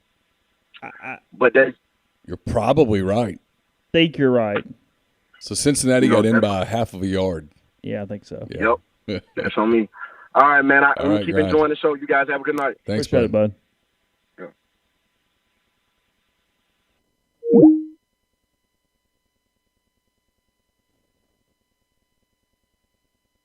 It's 9-0 Vikings over the Steelers. If we're doing Georgia and Alabama, if we were doing that where we're just picking teams, I think Young and Anderson would be the clear 1-2s. Would you take Jordan Davis or Nakobe Dean with your third pick? Dean. You take Dean? Yeah. I mean, I like Davis. He's a good player. But I've seen him be kind of non-impactful. Every time I watch Georgia, Dean's pretty damn impactful. Yeah, he moves around. I mean, and I tell you what else I take is Evan Neal on Alabama. He is a mountain. He is a mountain. Holy. Yeah. Like that cat turns the corner coming at you, you just say, sorry. It's not. Where you go down. It's not worth it. Yeah. I know everybody wants an update. Oxford has extended its lead to 6-0. Isn't that like running the clock or something? 15 minutes to go in Grenada. Is he playing? He got his first. He played 17 varsity minutes the other night against Lafayette. I don't know whether he's playing right now or not, which makes me a really bad dad, I'm sure. But I mean, yeah, he played 1 minute of varsity against Starkville, and then he got 17 minutes against Lafayette. So apparently he's impressing. He's starting to push for some time, which is good. He was. Well, that's a good point. Do you take Jamison Williams over one of those defensive players? Maybe that cat, man. Hey, who do we have? Michael in Cincinnati. Hey, Michael, what's up? Hey, just calling to ask. You guys may have said this over the course of some of your shows. What are your thoughts on that line for the Alabama-Cincinnati game? What's the line? Is it like 14? Yeah. See, I think it could be Bama by a lot or like a field goal. I don't see it anywhere else. I don't see UC winning, but. Do you kind of root for Cincinnati? So I live in Cincinnati, but I'm an OSU grad. Oh, really? Okay. Ohio State. Yeah, I know what you meant. The line is about right because here's the problem. You get much more than that, and it's sort of it's a weird line. I don't think that's giving Cincinnati enough credit because they are a good team. Any less than that, though, and you are running the risk of getting hammered from a money standpoint when everybody jumps on Bama. Because you got to remember also, Bama has kind of that New York Yankees thing where people bet on them more than even their ability is. So you have to almost kind of artificial those Alabama lines a little bit as well. So no, that didn't shock me. I felt 12 to 15 was probably where that was going to come in somewhere in there. There's some protection in that. Listen, I love Cincinnati. It's one of my favorite towns. I think it's a cool place. Carson and I went there this past summer. I loved it, but I think Alabama's going to crush them. But I would say a lot of Cincinnati fans are just happy to be there, though. Everyone at sure, they ought to be. I mean, look, there's not many teams that wouldn't trade places with them. I mean, like, Ole Miss and Baylor would both go, we'll trade right now. Sure. So, I mean, it's a major accomplishment. 13-0 and in the playoff at Cincinnati, it's a major accomplishment. They beat Notre Dame, which is the win that got them in, and kudos to them. I mean, I would have understood if they hadn't gotten in and Oklahoma State had. I would have seen how it happened. I would have felt for them, but you don't play a Power 5 schedule, but here's their big opportunity. I mean, God knows it's a chance. And so I know it's a national semifinal, but it's a free shot. How do you eat your skyline? Actually, I just had it tonight. Oh, wow. A three-way and a coney. Okay. So three-way is what? Cheese, onion, and beans? Three-way is just spaghetti, chili, Oh, it's cheese. just two. Okay, gotcha. My bad. Sorry, that's four-way and five-way. So the three is the spaghetti. I forget chili, about the cheese. spaghetti. Yeah, my bad. Okay. Yeah. Fair enough. Yeah. Oh, and then I think the guy who just called, I think UC would probably have to do this 5 years in a row to make a dent in OSU. Yeah, you would have to build up. You'd have to build up booster support. I mean, you have to fill up infrastructure that's just not. I mean, and it's nothing against Cincinnati. They're just an American Conference team. I mean, no American team has that level of infrastructure. I mean, because look, Cincinnati's by far the best group of five in the country right now from a program standpoint. Absolutely. But yeah, there's just not that level of infrastructure set up. So, do you have an Ole Miss tie, or are you just hanging out with us? Yeah, actually, my buddy went to high school. He went to Ole Miss. Okay. From Cincinnati, and he introduced me to you guys a couple of years ago, honestly. Oh, cool. Been listening to you more recently because for some reason you guys know what's going on in college football before a lot of other people. So, yeah. Do you go to the Over the Rhine area much in Cincy? Sometimes, not as much. I'm kind of out in the burbs, but yeah. I'll go down there every once in a while. Carson loves, what's the Mexican place? It's Davenport's, I think. I'm not familiar with that. Yeah, he's big on their tacos. He loves them. Really? Yeah, he loves them. Yeah, okay. we went like 3 times in 4 days because he liked the tacos so damn much. Well, hey, thanks for the call. We really appreciate it. Yeah, I'll talk to you. Bye. Should have asked him about the Bengals. Could have had a Bengals conversation. Please, thank you. Bengals are good, man.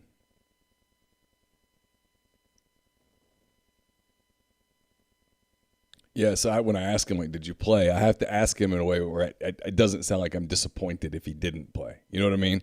Because, like, you're well, he's pretty competitive. He kind of takes it personally. So, I mean, he's very competitive. I mean, the inside baseball of that. Hold on one second, caller. Is that he was leaving the other day when we were about to start a morning podcast. And Neal goes, "Hey, good luck tonight." It was in Starkville, I think. Yeah. And Carson goes, "Well, I'm not going to play." It was like, "Whoa, killer!" He just said, "Good luck." It's all right. I'm sorry.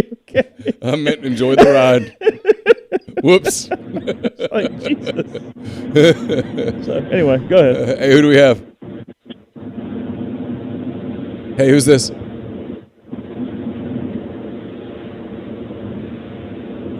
think we lost him. A lot of static there. Yeah, a lot of static. All right, let's get this one. Hey, who do we have? Hey, it's Steve in Greenville. Hey, Steve, what's up, man?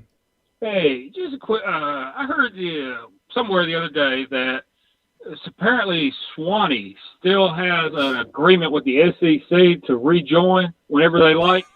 Are you serious? That's what I heard. I don't remember where I heard it from. I think it was on somebody called in on your show one time and mentioned it. But if you were Swanee, wouldn't you take advantage of that just to get a check from the SEC to go away? I don't know, man. I mean, how would you even field a team? I mean, well, they got a Division III team. yeah, that's my point. I mean, that's supposed to quite beat them. I mean, if you're those kids and you're like, wait, hold up, coach, we're gonna go from playing Barry to Auburn. No, I'm good. I mean, the kids would get killed.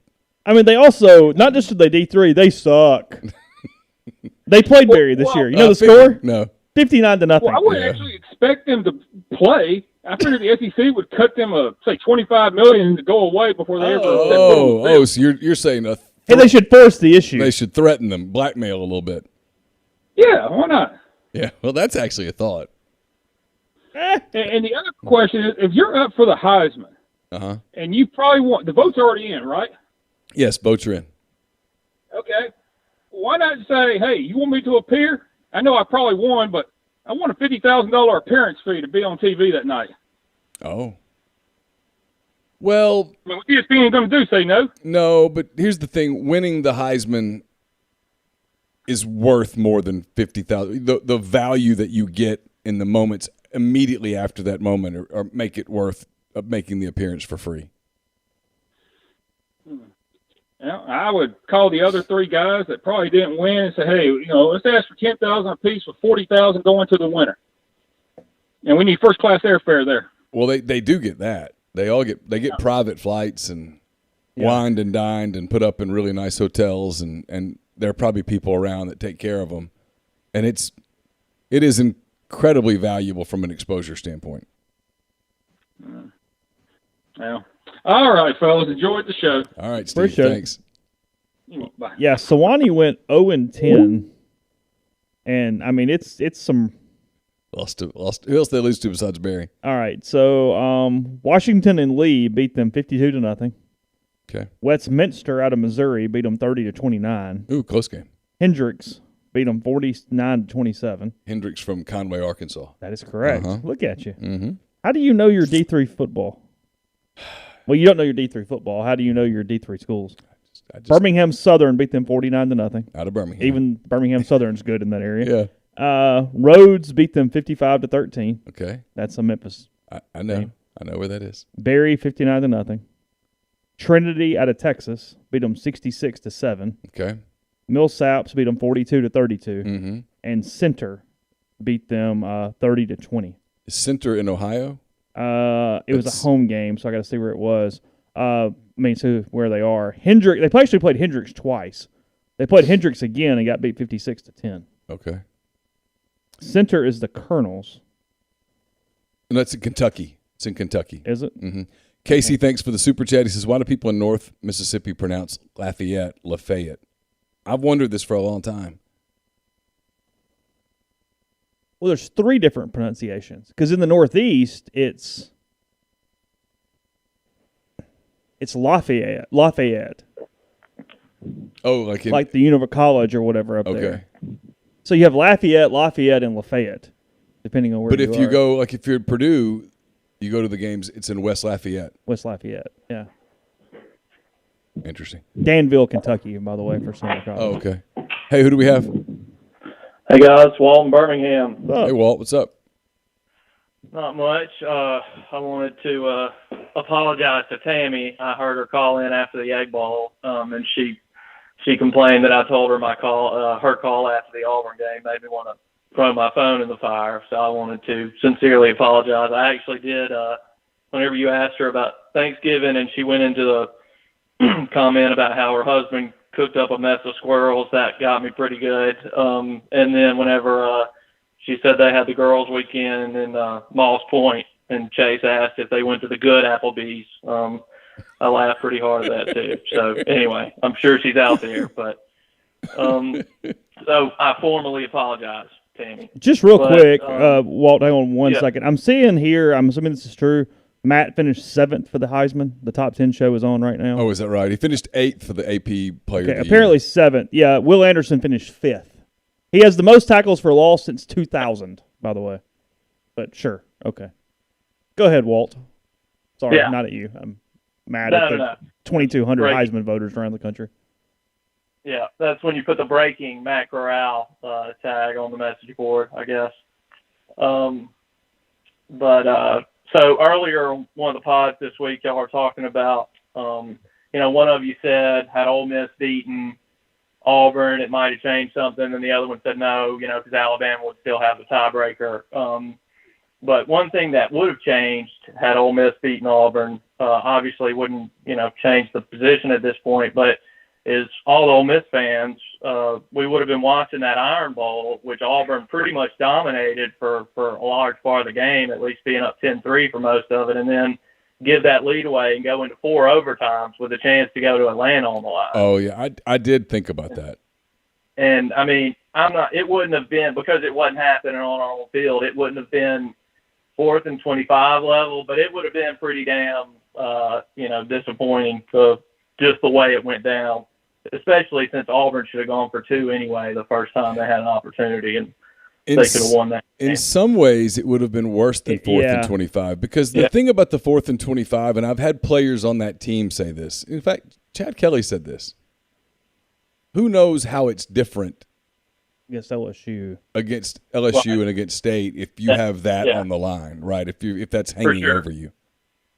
As you've talked about plenty of times, Freeze's teams got incredibly tight in high-pressure situations. Whenever they could just kind of ball out and not worry about things, they could be great. But, I agree with you that it would have definitely changed those 2 games, at least the way they were played. Yeah, it might not have changed the outcome because Ole Miss was really good and they dominated those games, but you don't know having that hang over you how that might have been different. And especially the Egg Bowl, with it being Dak's coronation night, the hostility would have been, extra ratchet. It wouldn't have been. Can you imagine if you'd added that to the mix that night? Right. Man, that night didn't. That place is already about to take off and explode. That place, if you could have been in the press box that night, it's like, whoa, man, there were some keyed up people. I bet. Chase, I did want to ask you, my wife I've never watched the show all the way through. My wife has, but we've been rewatching How I Met Your Mother. Okay. So I've seen, episodes here and there, like I'm familiar with everything, but I think we're in season 3. Okay. At what point am I going to be super sick of Ted? Because there's already episodes where I'm just kind of he does not age well. He there's no doubt, and it's only going to get worse because that show, to me, is really smart through about 4 seasons, and then I think it kind of gets smart again toward the end. Even though there's frankly a full season that is nothing but stupidity. If you're already irritated in season 3, God help you. You're gonna have to hang on because it's irritated. There's just some moments where you're kind of like there's a lull between 5 and 8 that's rough. Okay. Yeah, you're gonna get there. He is quite the whiny specimen for a while now. Yeah. Yeah. The love stick thing cannot carry you for that 10 amount seasons. of time. That is correct. Yes, you become just a miserable human being. That is correct. Right. I've never watched that show. Yeah. But it's smart. I like it. My wife yesterday surprised me for my birthday. It was probably the most surprised about a gift I've ever gotten, and gave me Sugar Bowl tickets. Good. And so, and I didn't go to the last one for several reasons and kind of regretted it since, but now I'm sitting here staring Christmas in the face. And I've gotten her some good stuff, but it's not, her equivalent of a Sugar Bowl ticket. And then, of course, I got Valentine's Day, and then our anniversary is at the end of March, too. So I'm kind of sitting here trying to figure out how I'm Neal is literally grimacing. Hold up. Yeah. Hold up. I know where he's headed. All right, how long have you been married? It'll be 3 years in March. Okay. You got to do something nice for Christmas. Yeah. And you got to do something nice for her birthday. But you've got to put a stop to this Valentine's Day thing, or else it will become something that Yeah, you're. she doesn't really care about Valentine's Day. It's just another one of those things I'm looking at going, one of these things I need to do a really spectacular return gift. Yeah, but it's not Valentine's Day. Not Valentine's Day. Yeah, Christmas, she's fine. With Yeah. whatever. If she's cool with Valentine's Day not being a big deal, you need to let it not be a big deal. Yeah, she is. I mean, your anniversary, that's anniversary for sure. Christmas, birthday, and maybe even just a surprise day someday, which would mean more to her than Valentine's Day. Like if you just did something random on July the 27th, it would mean more to her than Valentine's Day. Yeah, the random delivery of flowers goes a long way.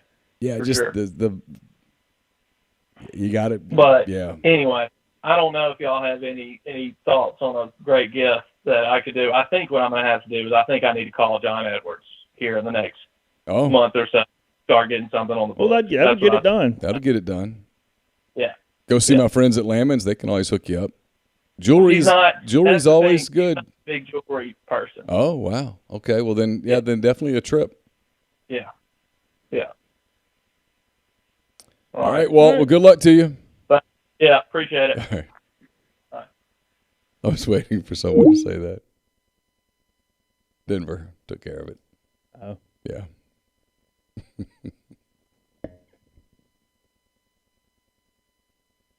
I'm kind of curious what that guy bought the 21st birthday person. I am too. You don't know what it was? I don't. We were leaving. You didn't hang in just to see? The thought crossed my mind, but you're a college kid. You don't have just tons of money at that point. I mean, you're having to figure it out. You got to be pretty efficient with that purchase. You want the maximum impact, but you don't have a lot to put into it. That was a horrific throw.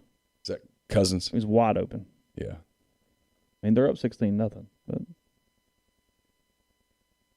Pittsburgh 6-5-1. This is the end for Roethlisberger. After starting so hot early on, they were good.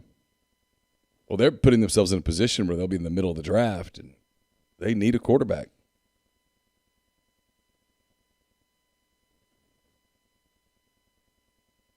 Let's see, G210 Reb says, FYI, my girlfriend has us going to a New Year's wedding, so that nixes my Sugar Bowl plans.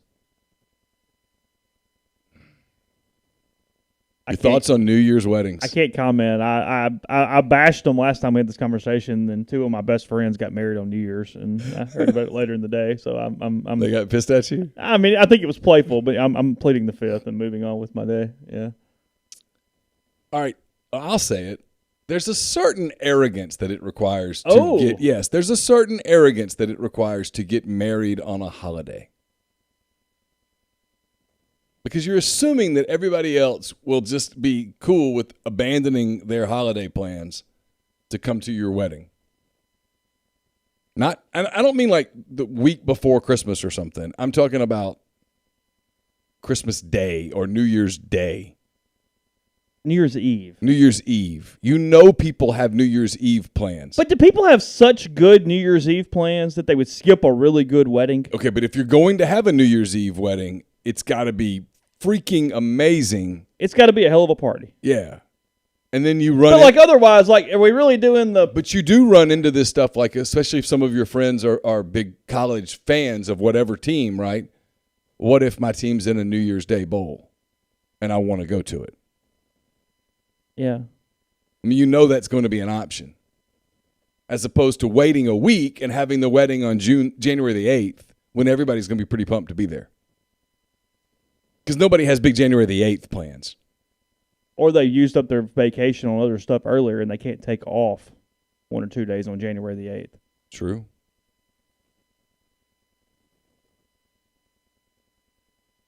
Just my thoughts. Yeah. I mean, I'm not here to win a popularity contest right now, you know. Mr. Congeniality is not the... No, it's probably not happening. The award. Not at this point. He says she's a lawyer, so I have to pick and choose my battles. Yeah, I don't know. So what's the thought on how many people Ole Miss is taking to New Orleans? Not to the game, but to New Orleans. Every damn body. I mean, 50,000 people to I mean, New that's Orleans. way too high, but Not to the game, to the city. that's still way too high. Because there will be but people who go to the city who aren't going to the game, who are there for the party. There will be lots of those people. It's a ton. Right? It's a lot. Yeah. I mean, a lot of people are like, I don't really care about going to the game, so I'll go out to the bar while you're at the game, meet you afterwards. Yeah, a lot. As many as 15, maybe more. That's what I thought too. And they'll sell how many tickets? Because Baylor's not going to sell. They will tons of struggle to tickets. sell to all the tickets from the university because of where they are and the prices and stuff, but they'll raid the secondary ticket market. Where are they up top? There's probably some low too, but it just like from where your priority levels and whatnot, it doesn't necessarily behoove you to go that route. By the way, hold on, caller. I'll get to you in 1 second. A little recruiting note here. Not that it's a surprise, but Antonio Williams, all-time Ole Miss target, has committed to Clemson tonight, which is what everyone thought he would do once he got the offer. Hey, who do we have? Hey, this is Joe from Memphis. Hey, Joe. Y'all doing all right tonight? Yeah, doing great. Good. Sure, it's been a pretty busy week with all this transfer stuff. Yeah, it's kind of difficult to get super reliable information, but doing the best we can. Yeah, certainly a new avenue for y'all. So Neal, in the hypothetical scenario that Iowa is in a Sugar Bowl, obviously no Big Ten tie-in, what is your weekend in New Orleans look like? If Iowa were in the Sugar Bowl, I'd probably go down on Christmas night and just party for 7 straight days with all my Iowa peeps. Any restaurants or bars in particular that's on the hot list? The ones that serve corn. Yeah, the ones that have like really good corn dishes. That's where I'd go because it'd be that week. I don't know. Chase knows all the New Orleans places much better than I do. New Orleans is much more. Chase goes there frequently. He has one of his probably his best friend lives down there, so he's down there a lot. He knows the New Orleans restaurant scene much better than I do. I haven't been back to New Orleans since Ole Miss was in the Sugar Bowl. Really? Mm-hmm. Chase, what's your Friday night dinner? One dinner, Clancy's. Pesh, off the top of my head, those two. Are those down in the quarter? Pesh in the warehouse yeah, district. yeah. Clancy's is not really a big tourism spot. It's kind of more locals, but more and more, it's becoming more and more known. I feel like more people are going, yeah, like that's whatever. But that's my probably would be number one. I probably shouldn't have said it out loud on the show. Yeah. But it's okay.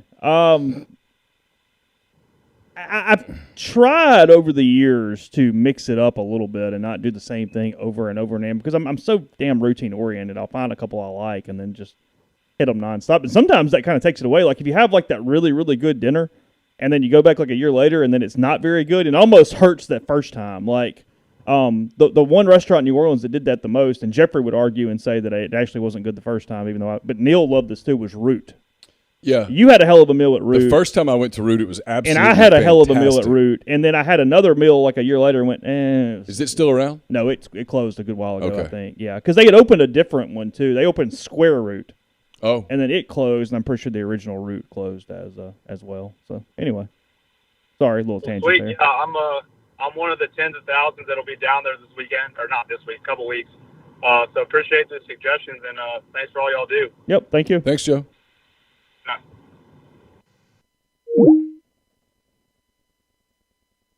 Yeah, I've never been to Pesh. I've heard people talk about it. Yeah, a their whole fish. They do a whole grilled fish that is phenomenal.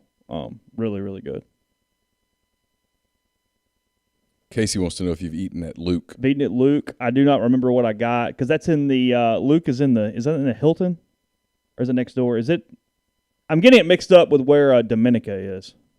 No, Dominica's in the Waldorf in the Roosevelt. Yeah, I've eaten at Luke. I've had dinner at Luke and I've had lunch at Luke as well. Hey, who do we have? Hey, it's Mark. Hey, Mark. What's up, man? What's going on, y'all? Oh, we're just hanging out here on a Thursday night like we do. I'll tell you what, I was going to call last week and have a chance to. Up here, Ryan Day would be very wise to win that opener against Notre Dame next year if he's coaching Ohio State. Very wise. they are mad. Really? Like just over losing that game. I mean, Michigan was pretty good there at the end, right? I mean, sometimes you have to tip your hat, right? They're like, program's gotten soft.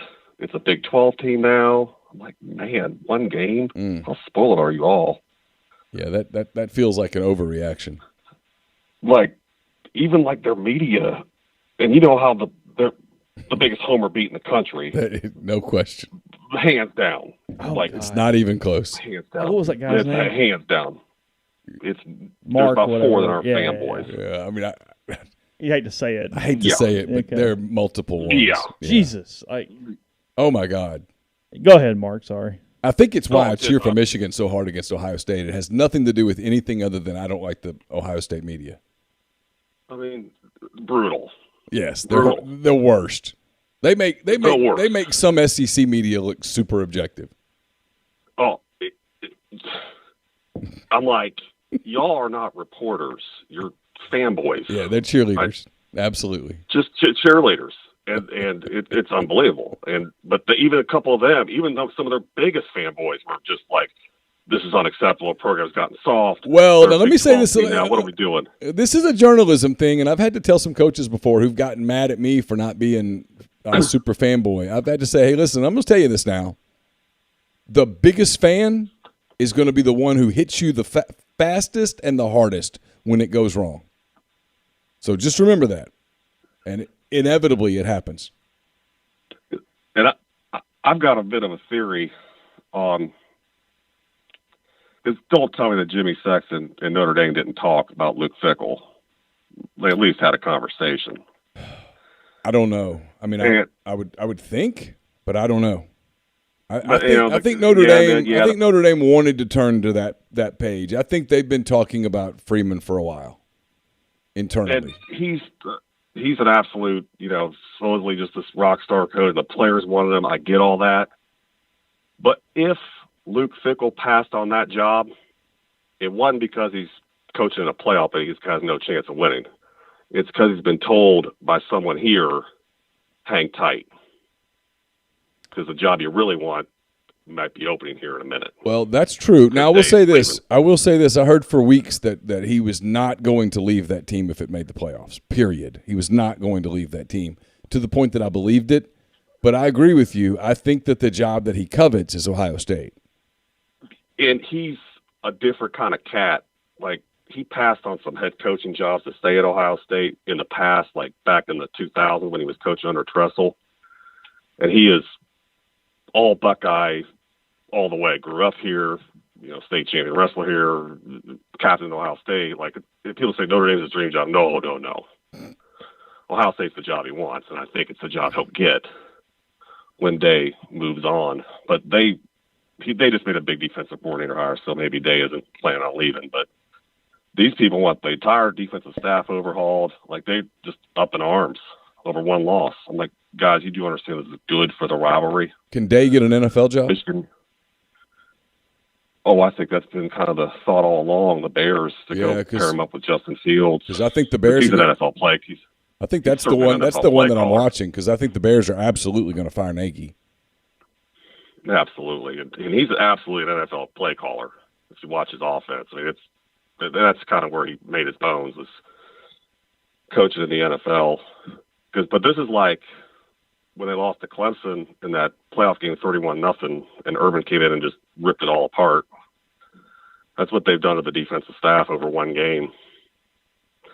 But we'll see, because I couldn't believe how they just went crazy over him. Like, fire him.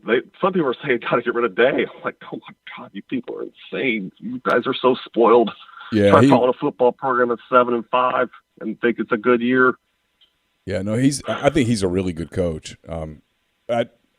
I wouldn't be surprised if he, like I said, there's been people in the coaching industry who've said, hey, the carousel's not done turning, and I think that's the job that they're referencing. That was my whole thing when Fickell didn't get the Notre Dame. Or, like, if he passed on that, he's been told, hang tight.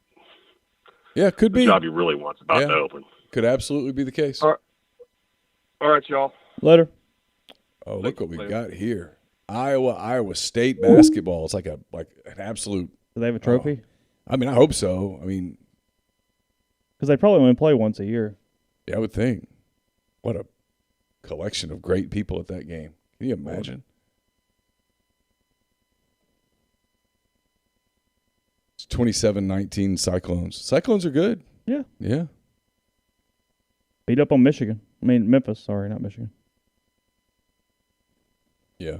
Well, that's not that big of a deal. No. Pretty easy to beat up on Memphis these days. Mm-hmm. If you're that Memphis AD, you're kind of miserable with this whole Penny Hardaway thing, aren't you? Yeah, 'cause you're just tied to him right now. You're stuck for a while. Yeah. Mm-hmm. All right, what else anybody have? We'll take. You've got Ole Miss questions. You can put them in the stream. You can call us. Phone lines are open 662-259-0991. We talked quarterback stuff earlier. Yeah, the Pac-12 eat Hugh Freeze alive. I don't think he fits culturally out there at all. So it just doesn't work. I'd be interested in him at Arizona State. Okay.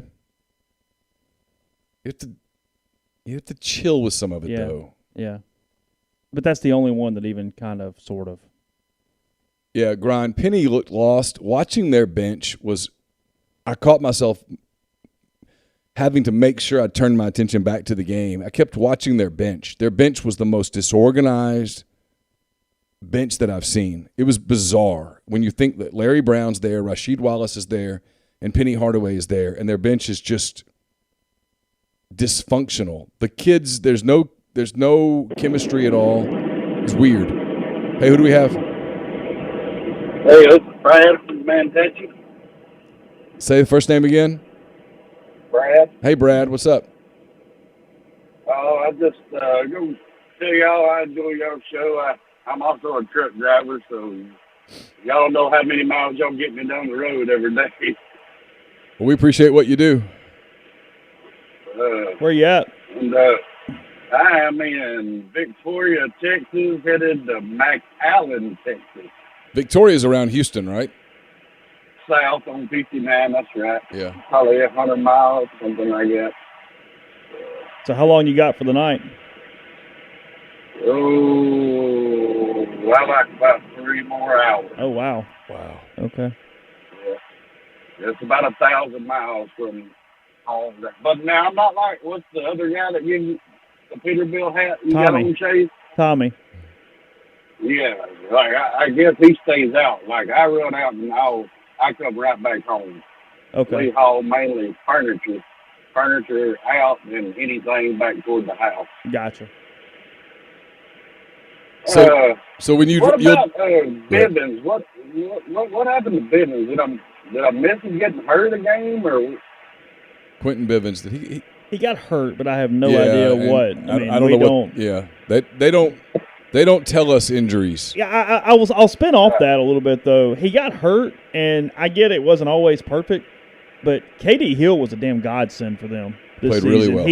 He handled that better than maybe we give him credit for. And then the two JUCO kids by the end were pretty good. Playing pretty well. Yeah. So do you think he just got passed up on the depth chart pretty much? Probably. I mean, that would be my guess. Is that he just you miss a week or two, then it lingers, and then suddenly it just kind of goes. Although, I mean, it kind of plays back into the offense thing. They just don't play a lot of guys. I mean, there's not a full rotation just because everybody's healthy. They will absolutely stick with the hot hand. Yeah. And Neal, like basketball, I like Davis, but I can't tell much between him and AK difference. The offense seems to struggle very well. Well, from a results standpoint, they're kind of having pretty similar tenures, and they're both really good coaches. It's hard to win basketball games when you don't have explosive offensive players, and they just don't. They haven't really had an explosive offensive player since Terrence Davis. Bree and Tyree would probably argue with that to a degree. I don't think anybody would ever accuse Schuler of being an elite offensive player, and Jarkel does a lot of things well, but He's got some limitations with size and that kind of thing, and he's not a great 3-point shooter. Everything for them offensively is just kind of a slog, and so that makes it hard. All righty. Thank you, guys. All right, Y'all have a Brad. good night. Thanks for Be the safe. call. And then back to Penny for a minute. In the post game, in December, he throws his team under the bus. In December. Good luck. I've seen coaches do that in late February, like, hey, Yeah. this team is a collection of selfish jackasses. Mm-hmm. Where at that point you're like, hey, I'm done. We're done. We're not going to fix it. We're done. And I'm running about half these cats off in 2 weeks, and they know it, and I know it, and we're going to go to the conference tournament and get our ass kicked and move on. But when you do it in December, well, you're done. I mean, you're showing that it's just because in the game he pouts. He gets quiet and pouts even during the game.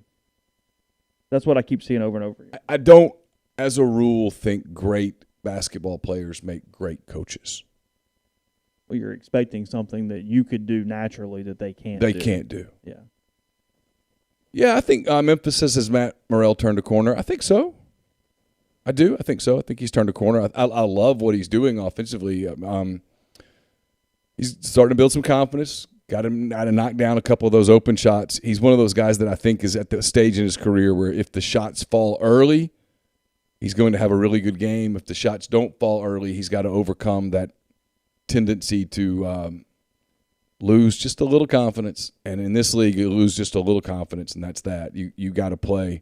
He's got to play fearless basketball and take shots and do his thing. Grind says Steve Kerr, but Steve Kerr was not a great basketball player. He was a very good basketball player, but he was a role player on good teams with the Spurs and the Bulls. But nobody ever thought – I don't think anybody ever thought Steve Kerr was like a superstar. Penny Hardaway was a superstar before his injury. Yeah. Like Penny was a damn big deal for several years there with the whole little Penny thing. Yeah. I mean, that was a big deal. Mark Jackson. Again, role player. Mark Jackson was never the best player on his team. He was a good player on Reggie Miller's teams, but I don't think he was ever the best player on his team. Yeah, I don't think Reggie would be a good coach. Probably not. Yeah. Great analyst. Yeah. Just, I don't know, like Larry Bird was not a great coach. Magic Johnson was a terrible coach. Georgia Rebel points out Patrick Ewing is struggling. It's just hard to be a great player and then go be Isaiah Thomas was not a good coach. Pretty cool ending. Rutgers and Purdue. Purdue was number 1 in the country. Rutgers beats them 70-68 tonight in Piscataway. Oh. Rutgers scored with like 20 seconds left. Purdue scored with 3 seconds left to get it back, and then Rutgers hits this like runner at the buzzer 3 from 40 feet to win at the buzzer or whatever. To beat Purdue. Purdue was ranked number 1. That's correct. Right, yes. yeah. Uh-huh.